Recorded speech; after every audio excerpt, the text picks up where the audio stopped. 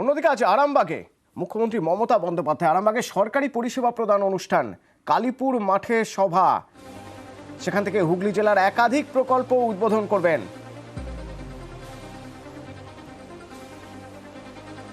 বিভিন্ন প্রকল্পের মাধ্যমে উপভোক্তাদের পরিষেবা প্রদান করবেন। এই কর্মসূচি ও প্রশাসনিক অনুষ্ঠানের জন্য কালীপুর মাঠে তৈরি হচ্ছে মঞ্চ। প্রস্তুতি একেবারে শেষ লগ্নে। মঞ্চের পাশেই হেলিপ্যাড।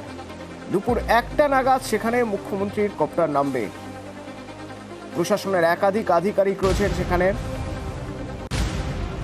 প্রতিনিধি বাপন আমার সঙ্গে ফোনে রয়েছেন। বাপন, কিরকম প্রস্তুতি, কি দেখছো কালীপুর মাঠে? দেখো, আজকে আরামবাগ সফরে আসছেন মুখ্যমন্ত্রী মমতা বন্দ্যোপাধ্যায়। তার জন্য কিন্তু একেবারে বেশ কয়েকদিন আগে থেকেই কিন্তু প্রস্তুতি প্রশাসনিক দপ্তরের পক্ষ থেকে কিন্তু তারা নিয়েছে।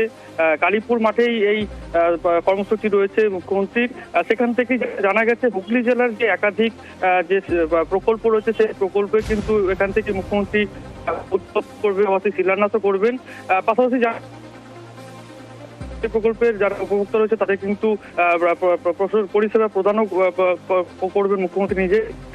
একটা যে প্রকল্প রয়েছে সেগুলো যেমন তিনি এখান থেকেই উদ্বোধন করবেন, তার পাশাপাশি তার যে কর্মসূচি সেই কর্মসূচি কিন্তু প্রশাসনিকভাবে একেবারেই যে শেষ পর্যায়ে একেবারে চূড়ান্ত পর্যায়ের প্রস্তুতি চলছে।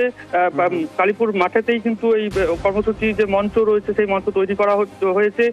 পাশেই হয়েছে হেলিপ্যাড, সেখানেই মুখ্যমন্ত্রী নামবেন। তার যে একেবারে গোটা এলাকা কিন্তু পুলিশি নিরাপত্তায় গড়ে তোলা হয়েছে। পাশাপাশি একাধিক প্রশাসনিক আধিকারিকরাও রয়েছে। ধন্যবাদ।